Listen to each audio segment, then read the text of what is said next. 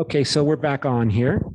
So make sure when you ask those questions that you ask about their gender, their age, their family background, how much education their parents have, how much education they have. These are all important questions to ask. So that's where you start. That seems to be almost always your first question or your first set of questions, right? Don't forget to get that information when you do your interviews with the students. And then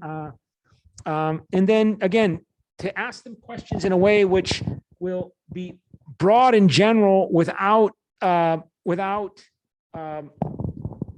shaping the outcome of the question by asking what's called a leading question. So the first question I would ask after getting the socioeconomic status information is, what do you think of Yoon Suk Yeol's proposal to change the time system in South Korea? And hear what they have to say.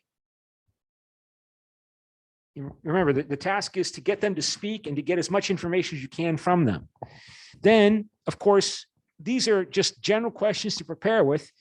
Depending upon how they answer will shape what you actually do ask them, but you should go in there with a set of questions that you're prepared to present to them. Secondly, what do you think of Yoon Suk Yeol's proposal to change this? Oh, I already asked that. Do you think Yoon Suk Yeol will be able to change the Korean system? Will he be able to change it? And then you have to see how they answer, right? Before you ask your next question. Why will some people oppose it? What is the source of opposition? And hear what they have to say. You might want to also ask them if they voted. By the way, going back to the first question, how did they vote in the first presidential election? Did they vote? Now, if they indicate they're willing to tell you how they voted, then you can pursue that. But they might get sensitive or might get defensive if you ask them how they voted in the election. So, of course, there will be opposition to Yoon Suk Yeol's proposal. So when you ask them, will people oppose it, you begin to get some indication about their political perspective on this issue, on these questions. And then, of course, you can also ask, why do you think people will oppose it? And as they, this came up during the 2016, and I'm sorry, the 2020 election in the United States. The polls were wrong. Many of the polls in 2016 to predict the outcome of the election between Donald Trump and Hillary Clinton were wrong. And they were wrong because people who were responding to survey questions, to people who are doing public opinion surveys, many of these people were not responding accurately or were not responding honestly. I don't think that they were lying. They themselves were hesitant to admit that they liked Donald Trump, many of them. So that's why so many people were shocked when the belief was that Hillary Clinton would win and then Donald Trump won the election. And there was much effort to reassess the performance of public opinion survey research and others about the value of public opinion surveys because most of them were wrong in 2016.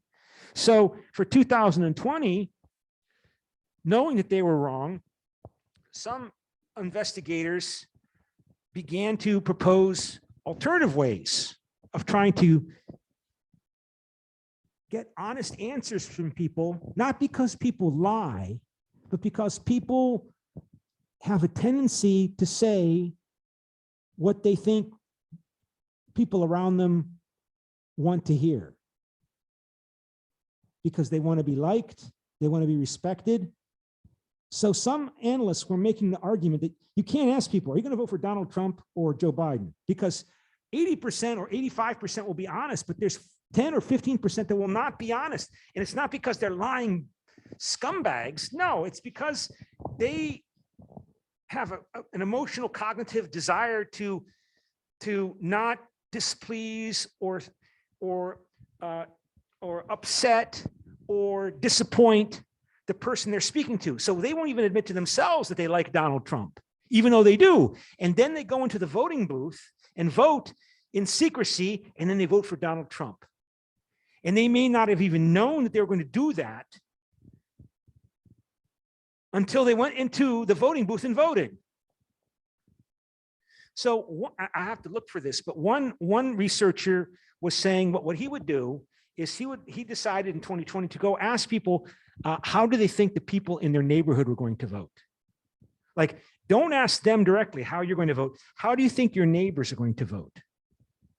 Because if you ask them about their neighbors, they're going to be less defensive, to be honest, in really talking about themselves, even though they're not talking about themselves, but they're still talking about themselves. They'll talk about, oh, well, I think my neighbor will vote for Trump because my neighbor, he's a conservative guy who, is really religious. And they're really talking about themselves, even if they do not know that they're talking about themselves. So I just realized in those researchers, public opinion survey poll workers were adopting qualitative research methods. That you can't just ask people, okay, you're going to vote for Hillary Clinton or Bill or Donald Trump. You can't just, you can do that, and you should do that, but that doesn't provide sufficient information. You need to engage using qualitative research methods, like the focus groups we've been showing in class from the New York Times. That's a qualitative research method. And I got to be quite honest. Well, they did poll research, poll efforts and poll surveys did a better job in 2020 than they did in 2016 in predicting the outcome of the US election, but not much better. Like, there was a lot of talk about how my home state of Ohio was going to be competitive in 2020, that a lot of people vote for Joe Biden, and Joe Biden lost by 8 percentage points in 2020, just as Hillary Clinton lost by 8 percentage points in 2016. And so again, there were problems with these public opinion surveys. And the solution or answer to those problems lies in qualitative research methods.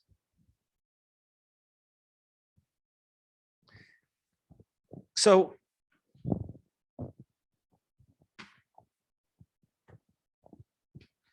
let me go back here. So yeah, do you think Yoon Suk Yeol will be able to change the Korean system? Why will people oppose it? Why will some people support it? And do you think the change will happen? Okay. And okay, so then let's go to, okay, I got to make sure I can get that later here.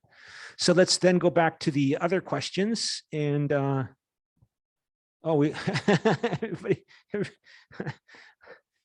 it broke up the group. So let's then go back here to the list of participants. And Gloria, you have questions?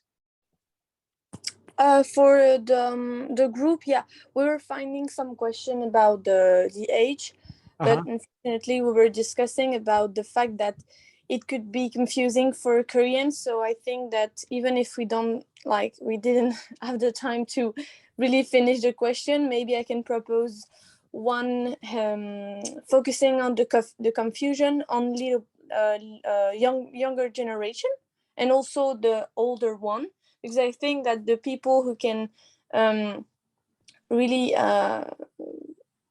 face the new age reform, if I can call it like that, it's like the mid-age population, because the younger one and the older one, I think, are too used to it, and the younger are just in it. So yeah, we were focusing on asking about the confusion. So maybe something like, did you get confused more than your parents on the new reform of changing age from Korean to international age? Okay. Yeah. No, go ahead. And also, I think that we were also focusing on the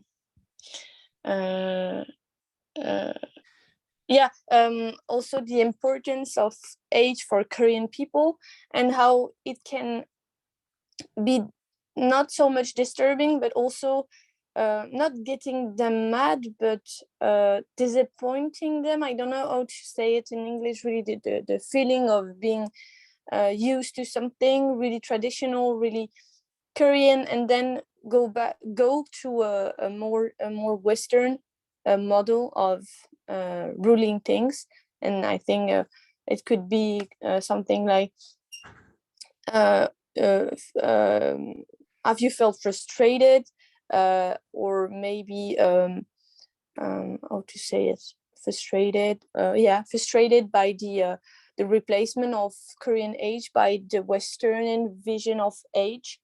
Well, it sounds like to me, and again, this reflects my own theoretical framework and background, that according to what you're saying, that your research, one of your research hypotheses, and you can have more than one, you can have many research hypotheses, that Yoon Suk Yeol is trying to broaden the appeal of the Conservative Party to younger people, because younger people will be more open to this. And he is not a young man, Yoon Suk Yeol, and he's conservative, and he's proposing this change.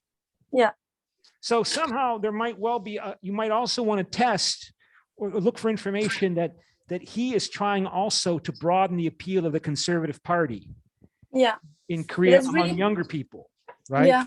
It's weird because conservatives somehow want to keep traditional views, and I feel like it's going to, as you said, really broad people with him, but younger generation, and he does some move that made me think of more not democratic, but more Republican, not Republican, some more liberal moves and changing moves, and not so traditional ones. So yeah, that can be confusing too with political fields and everything.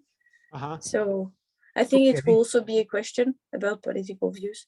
Okay, Moon Sun Young, what do you think? What questions would you ask? What is your research hypothesis? Korea just talked about change method of age is method of tradition of Korea, and I just think also just like about that, but the most just important matter about change the age is about the power. I think who afraid about change the age age matter is about the person who have a older age, because I didn't see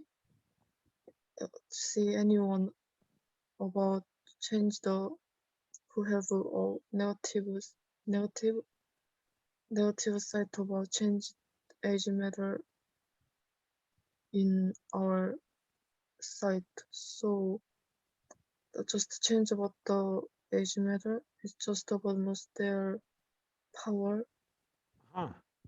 Power. Yes. Gloria said about wants more power.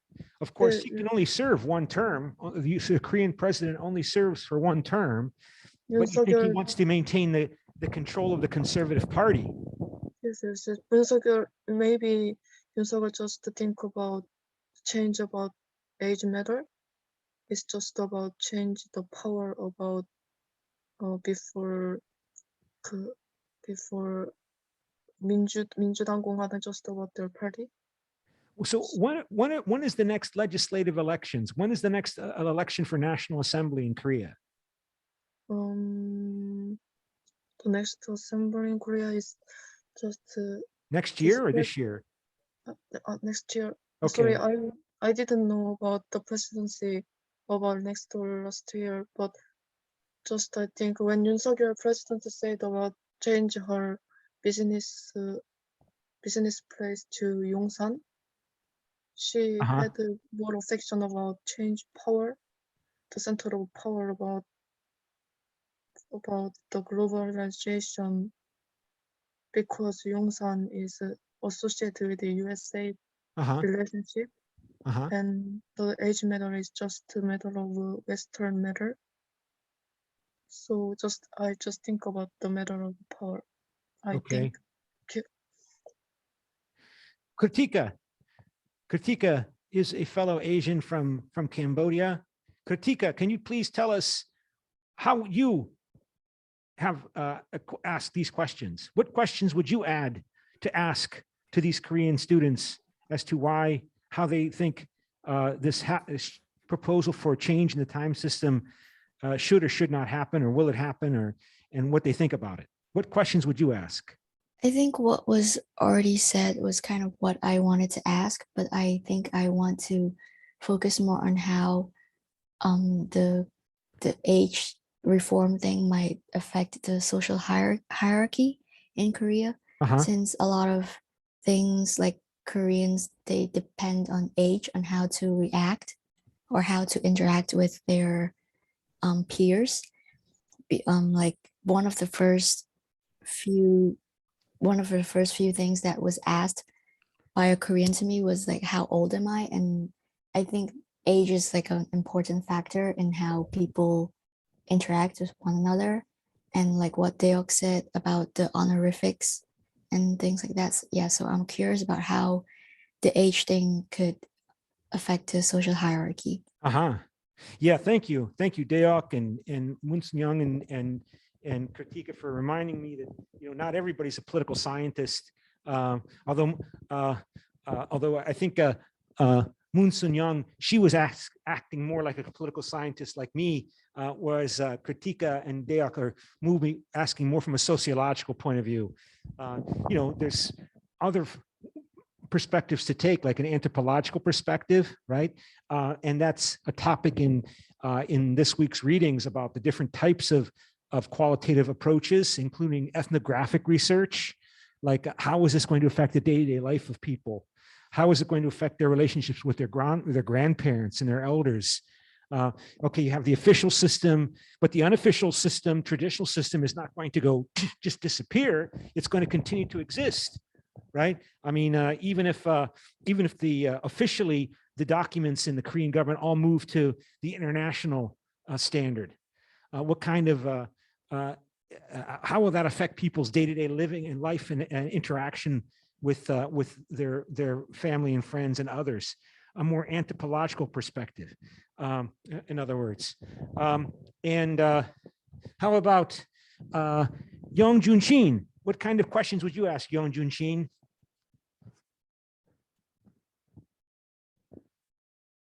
Yong Jun-shin, hello, hello. Yong Jun-shin, going once, going twice. Yong Jun-shin. Yes, sir. Yes, sir. Yes. Okay. What questions would you ask? Actually, I'm thinking about that. So I'm not completed with 6 questions now. Okay. Okay. So I think that system with making up and down by age should be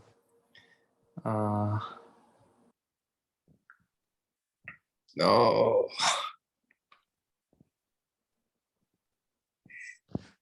Sorry, maintained, because our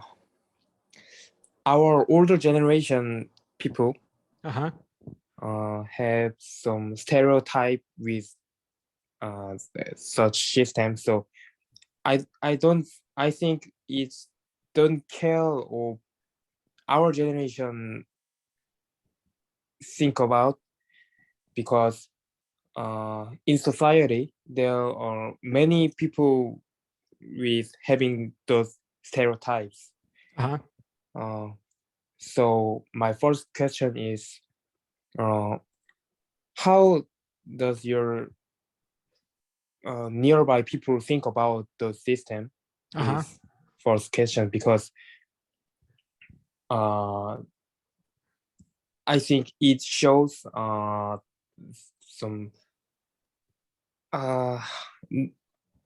normal status about the thinking.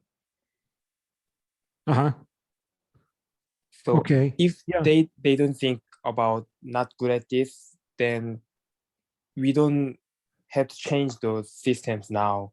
And second question is, if those age system has gone, then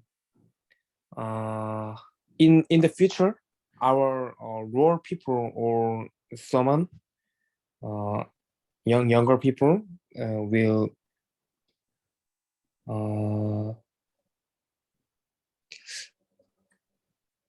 when they treating you, they will treat you as less honor and Oh, yeah. less honor than now. So do Yeah. you think those stance don't makes you emotional in the communication between you and him or her? Uh-huh. So because if it makes you emotional, Yeah. then that's don't be a helpful thing in your communication and life in societies. Uh-huh. So if you care of this, then it means those systems should not be changed. Yeah. Ah, wow. Oh, sorry, I have only 2 questions now. Uh-huh. Okay. Did you gave us the questions?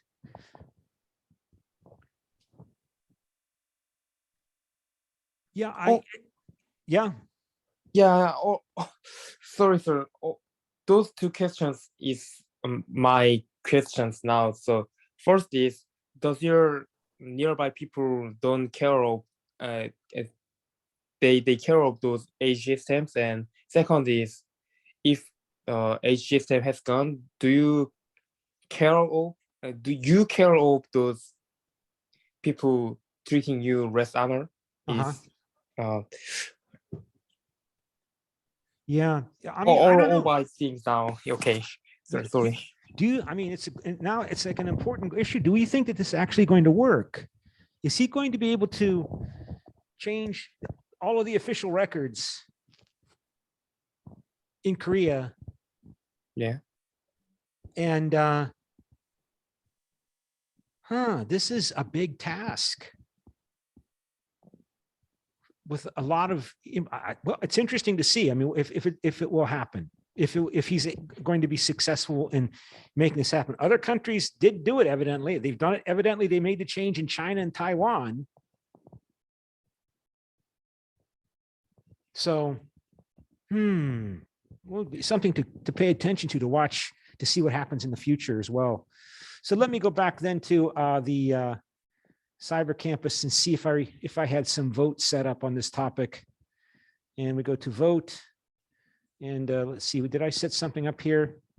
Well, it doesn't look like I did. Okay, well, we don't need to vote on that, but I should set up a vote and let you think about it next week as to whether or not you think this will be successful by the end of Yoon Suk Yeol's term. But I'll ask next class. Okay, so then back to the, let's look at the notes a bit here. And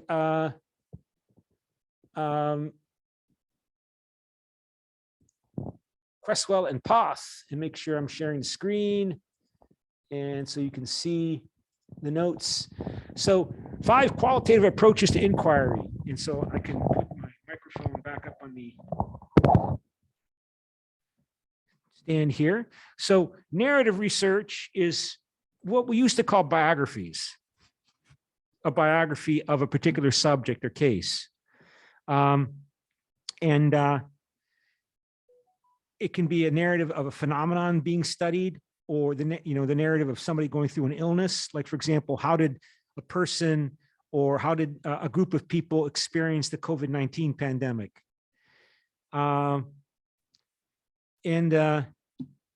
What about this method regarding the narrative approach? It starts with the experiences of individuals as they live and express them. So employers of this method have developed methods for analyzing and comprehending these stories lived and told. And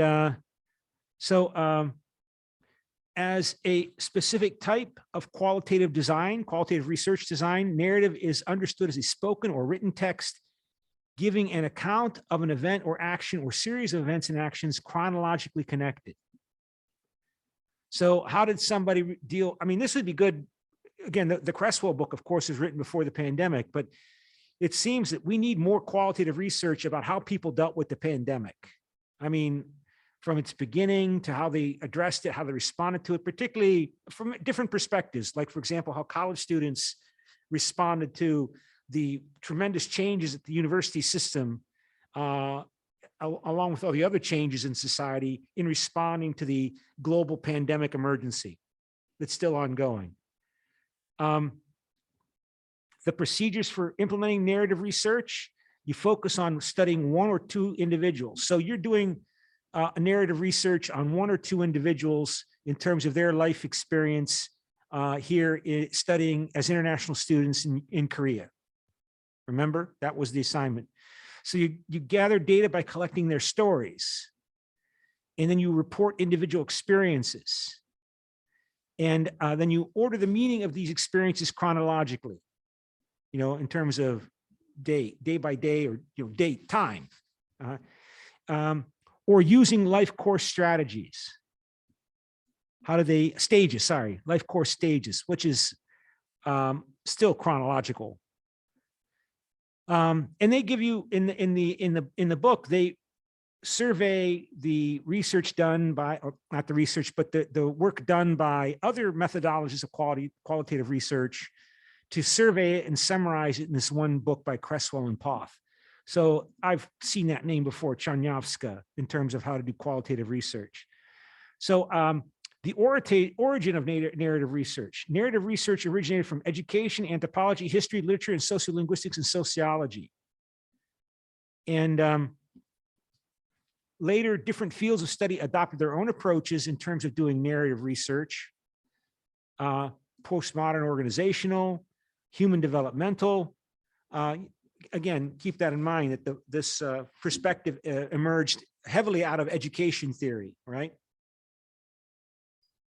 The psychological approach, again, focusing on politically relevant perceptions would be placed here, I guess. Sociological approaches and quantitative approaches and qualitative approaches. But again, the key here is chronological, right? You're trying to tell a story over the development through time.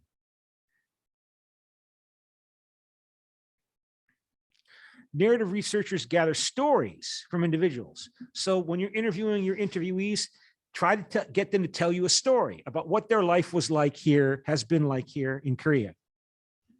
But you also look at documents and group conversations concerning the lived and told experiences of individuals. So if you were to, for example, interview somebody in this class who's an international student in this class,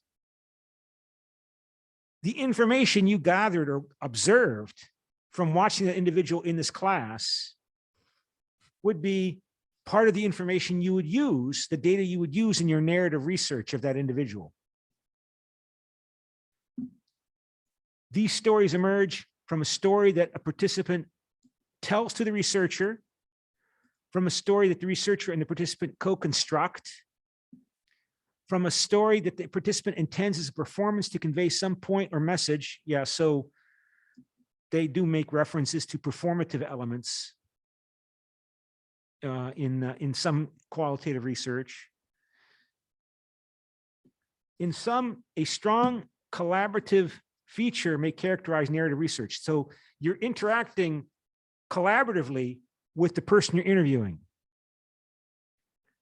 Through dialogue or interaction between the researcher and the participants, the story emerges. So you're doing a narrative research in your study. Individual experiences are the focus of narrative stories. And you know, I think we need more. I mean, we're coming through this once in 100-year pandemic disaster.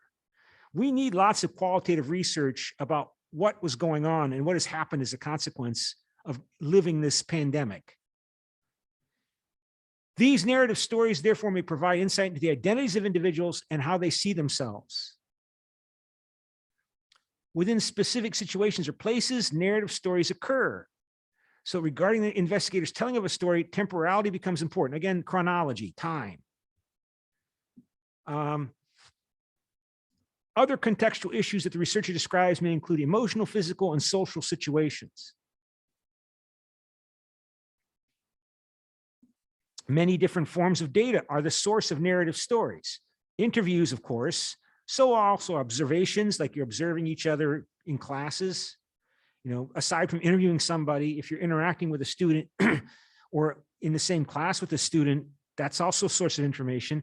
Pictures, documents, and other sources of qualitative data. The researcher analyzes narrative stories through varied strategies. The analysis can be by theme, like, well, one, of course, big theme, the pandemic, another theme, friendships, another theme, academic assignments.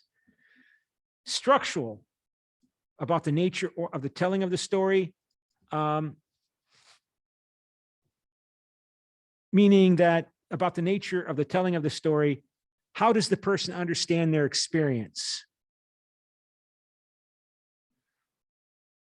And as the interviewee tells you. Dialogic and performance, about whom to which the story is directed. In other words, again, this is more left of center type research, right, that we're talking about here. Focusing on using, alongside words, visual image analysis of images and interpreting images.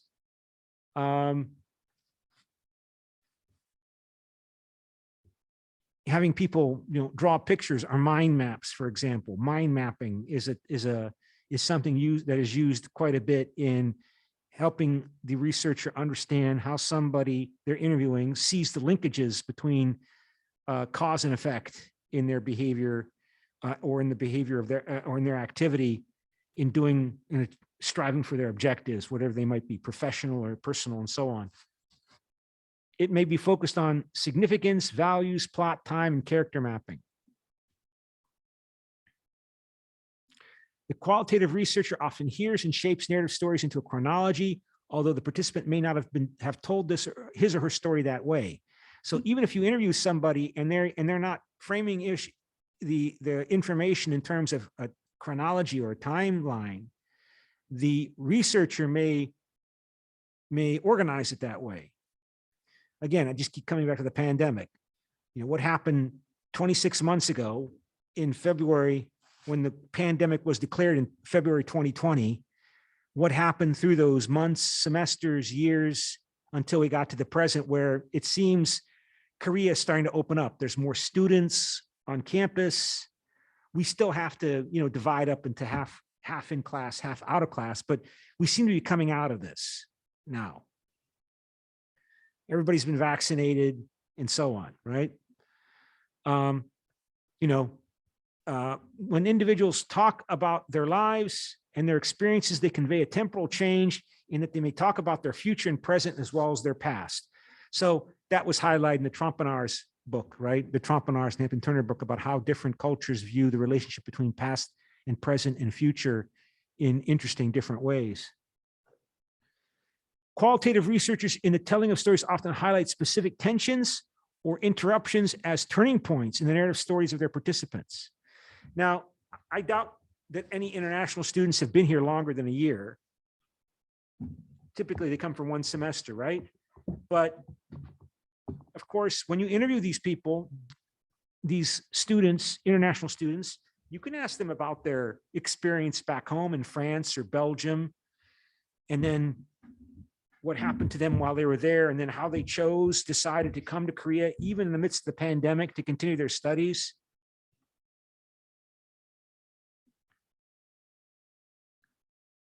And what do they think about the future when they go back home? What do they plan to do? And their experience in Korea, how does that affect their plans for the future? Focusing on the lead up and consequences.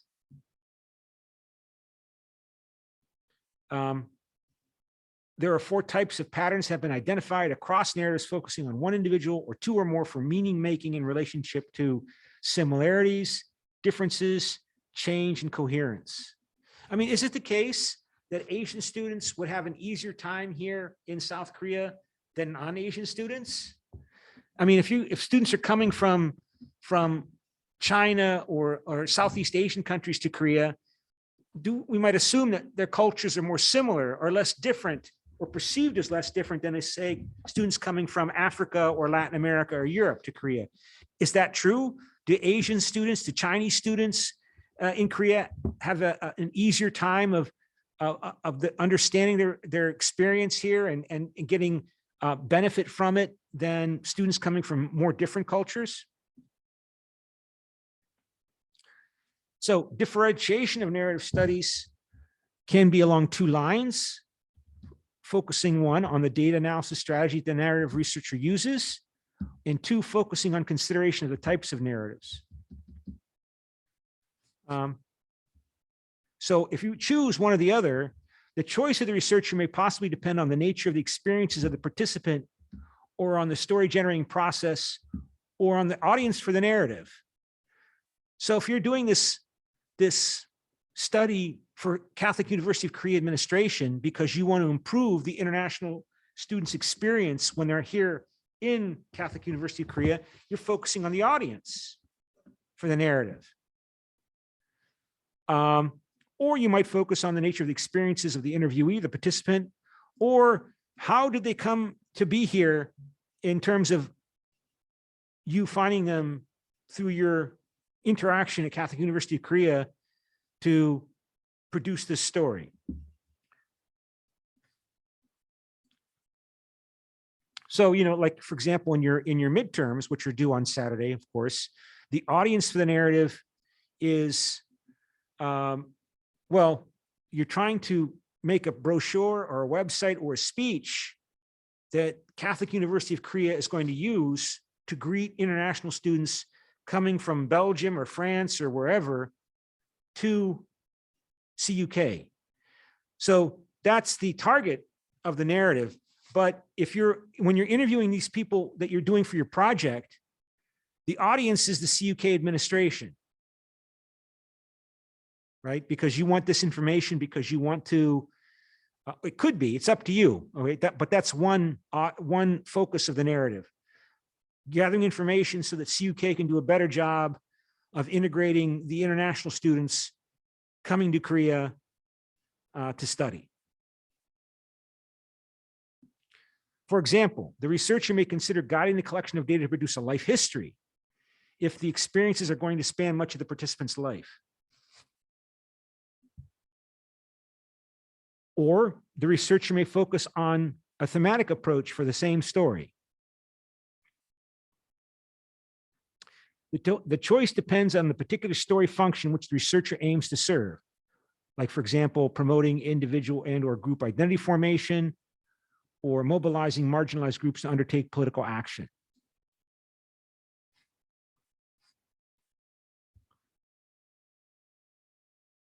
With this focus on data analysis strategy, several analytical strategies are available. One, the researcher extracts themes which are evident across stories or across taxonomies or of types of stories. They highlight constraints on narratives. For example, narratives that are constructed between researchers and participants interactively, or, for example, interpretations that various narrators develop. So you have to choose how you're going to relate those two interviews that you do. How are you going to organize the data that you gather from them? That depends upon partly your audience. What are you going to try to compare? What are you going to look for in comparing the experiences of those two international students at Catholic University of Korea? Or that was one strategy. Another strategy is the narrative researcher engages in a more storytelling mode in which the narrative researcher shapes the stories on the basis of a plot line. The researcher extracts themes which appear to hold across the stories or taxonomies or types of stories. It is more of a literary approach to analysis. It's a biography, right? Or combining one and two, these two approaches in analyzing narratives. One is a thematic analysis. The researcher identifies the themes that a participant tells. So you can see, if you're going to identify themes, you've got to get your interviewees to speak a lot, because you need words in order to look for patterns and be confident you've identified patterns, recurring patterns, because they merge over and over and over again, that you are able to discern and see.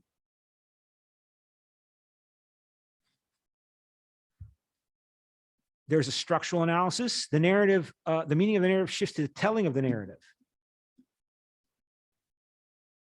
The narrative can be generated in comic terms, in tragedy, in satire, as a romance, or in other forms. I mean, of course, if you're interviewing an international student who comes to Korea and finds their future wife or husband, that happens, you know, obviously that's an interesting way to present the narrative. I just remember seeing a couple of days ago, one of the former French students I had in my class, she married a Korean boy and they've got a baby, and I don't know where they're living. I don't know if they're living in France or Korea, but they've got a child.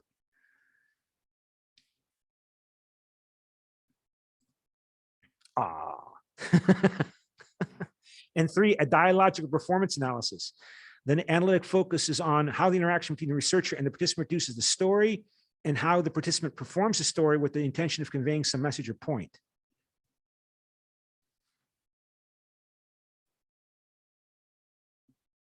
Yeah, this type of approach might be particularly useful, I say here in my comment, for social movement analysis.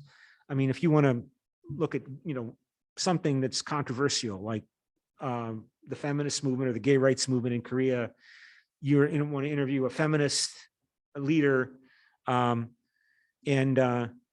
again, trying to make sense of that feminist leader activist perspective through their narrative story that you as the researcher are presenting for the reader to read. Consideration of the type of narratives is another line of thinking. There's the biographical study, is a form of a narrative study. The experiences of another person's life are written and recorded by the researcher. Or, for example, of comparison of 2 newly qualified language teachers in Finland. I think this might be, I can't remember if this was a topic in the book, because the book presents you, I can't remember if I assigned it, examples of narrative research, of phenomenological research, of case study. You contrast the experiences they have as a painful and an easy beginning, as a means of supporting the development of individual identity. The stories offer insights into the role of reflection on life in this regard. I think the way to begin on this is to keep in mind who your audience is. Who are you writing this narrative research for? Why are they going to be interested in it? Why do they want it? Why do they want it from you? So again, if you're writing this for the CUK, Catholic University of Korea administration, that's going to shape your understanding of how you're going to present the narrative data from your narrative research. Then there's the autoethnography. It's a form of narrative study that the individuals who are the subject of the study write and record. Autoethnography focuses on the assumption of multiple layers of consciousness: the vulnerable self, the coherent self, critiquing self in social contexts, the subversion of dominant discourses. So what is going on in the mind of this individual? The evocative potential. Autoethnography contains the personal story of the author, participant, individual subject of study, and the larger cultural meaning of the individual story. So that might not be such a significant or useful perspective for your research project. Yeah.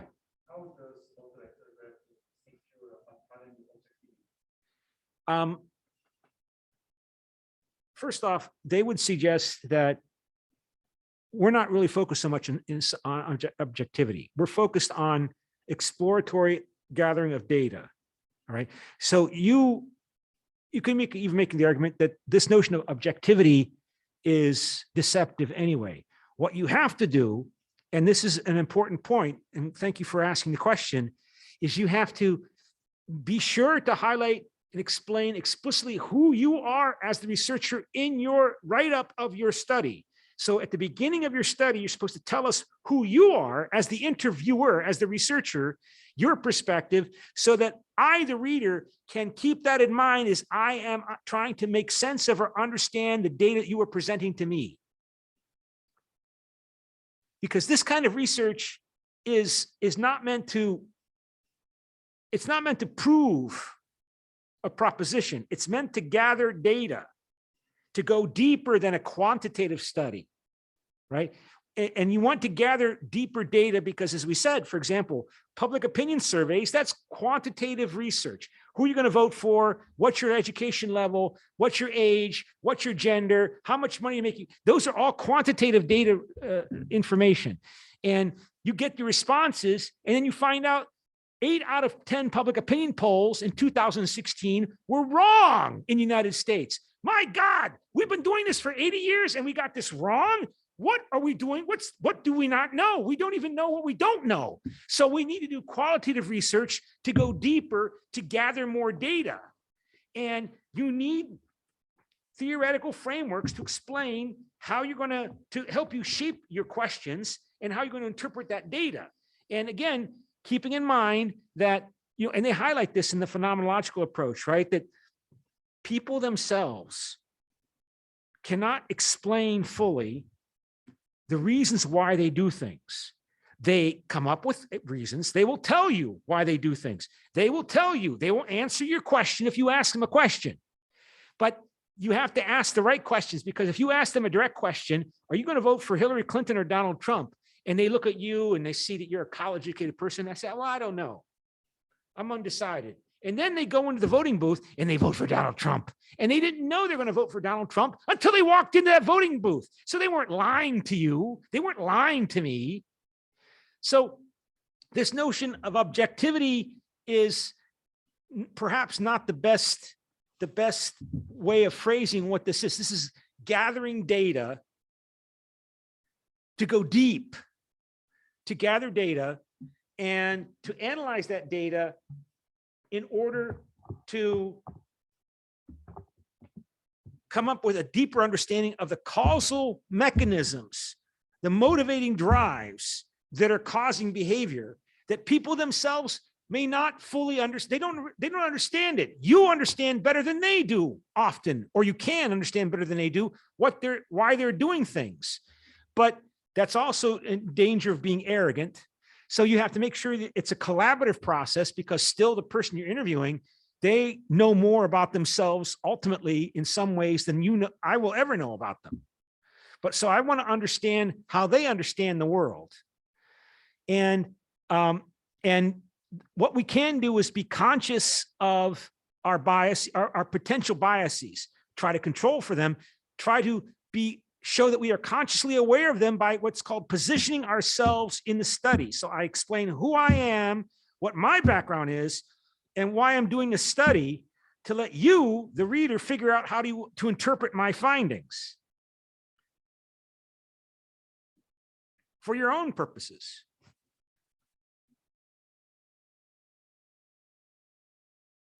So what is this? So an example is what Naiman's doctoral dissertation. I can't remember what that's about. Naiman explored her teaching experiences. And what happened? The computer's messed up. One more time. Okay, so she did this in the context of the major problems facing public schools in the US and Ukraine. Oh, that's interesting. It's been a while since I read this book. So this person is comparing narrative teaching experiences of teachers in US and Ukraine. Her personal and professional life was illuminated through her story of problems such as low academic performance, poor discipline, theft, insufficient parents' involvement, and other issues. So why do we care? Like, did you know this? Most new teachers quit. So you and I might have this desire. I want to become a teacher because I had great teachers in school. Half the people who go into teaching in the United States get their college degree in teaching in four-year college in the United States. After 5 years, they leave. What is going on? How can half of the people entering the teaching profession decide and become disillusioned, decide, oh my God, I made a mistake. This field that I entered, that I wanted to do, I don't want to do it. I don't like it. It hurts me to do this job. I mean, it's an important issue that we want to explore because we want better knowledge and how to train people to go into teaching, to how to choose whether or not they want to go into teaching. And of course, this all came up during the pandemic again, when teachers, along with healthcare workers, they had to scramble and respond to the closing of schools and go online with all of their material and information when all the other problems they already faced, particularly like in American schools where they already had difficulty teaching children coming from disadvantaged backgrounds. Now you have to teach, these students, these children who come from families that are even under tremendously greater stress as a consequence of the pandemic. And they're not even in your classroom. You have to work with them through a tablet. Okay, life history, it portrays an individual's entire life. So this is like, talking about individual people, often great people, but not necessarily. In contrast, a personal experience story is a narrative study of an individual's personal experience. It can be found in single or multiple episodes, as private situations, or as communal folklore. Again, they're trying to cover everything in this chapter. So these are all the types of narrative research that has been done. Oral history consists of gathering from one individual or several individuals their personal reflections regarding events and their causes and effects.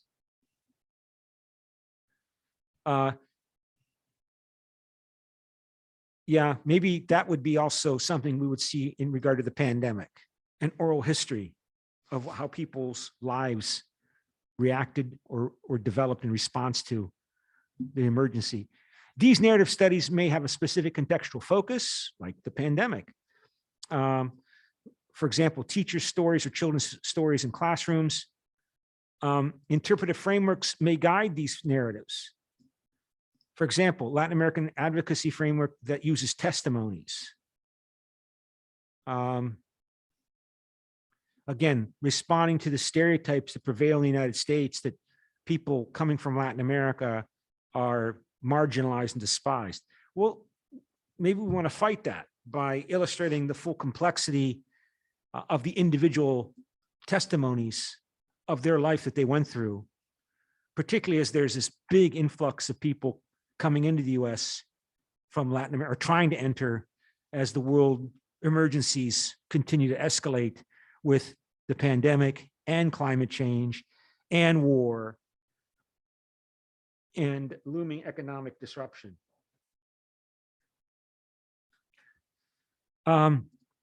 Using feminist interpretations to report women's stories.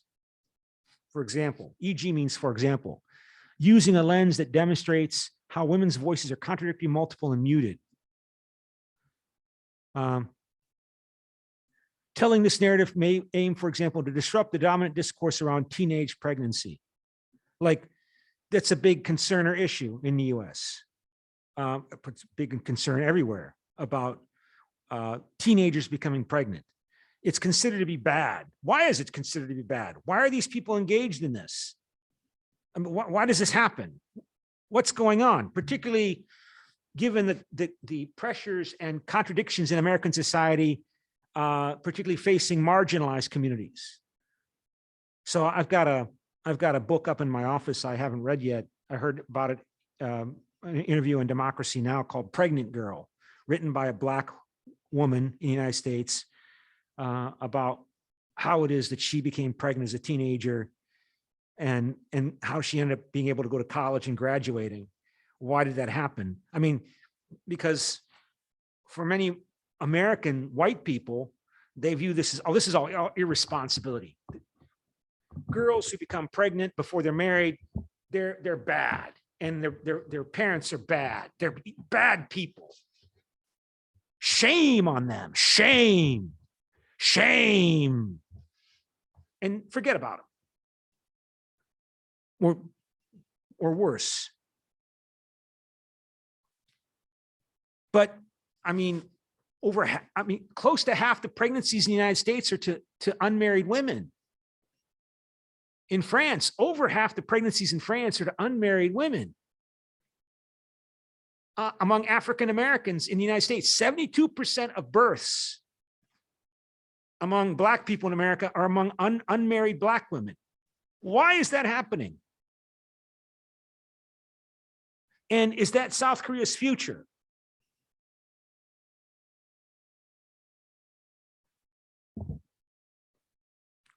I mean, you know, I'm 59 and I knew, you know, remember when I was in high school in the 1970s and the gossip and the rumors circulated about a girl getting pregnant when she was in high school. It was such a terrible, and this is still a terrible scandal, controversy in South Korea, right? So procedures for conducting narrative research. The methods of undertaking a narrative study represent an informal collection of topics rather than follow a lockstep approach. To undertake narrative research, determine if the research problem or question best fits narrative research. It is best for capturing the thorough stories or life experiences of a single individual or the lives of a small number of individuals. So you got to put the international students' life in context, the international students' experience in their life context. Choose one or more persons who have life experiences or stories to tell. Spend substantial time with them in order to gather their stories through multiple types of information. Their stories are field texts. The research participants, that is, the individuals that are the subject of the study, may record their stories in a diary or journal. The researcher may observe the individuals and record field notes. The researchers may collect letters that individuals send. They may collect stories about individuals from family members. Of course, maybe SMS messages and Facebook social media posts might also be useful. They may gather documents such as official correspondence or memos regarding the individuals, gather photographs, memory boxes, that is a compilation of items that trigger memories, and other social, personal, family artifacts. The researcher then records the individual's life experiences after examining these sources. Okay, so I'm going to have to shut down this class and open up my laptop because I might want to make sure. It looks like there's a class coming in here at noon, but for noon. So I have to shift to the laptop.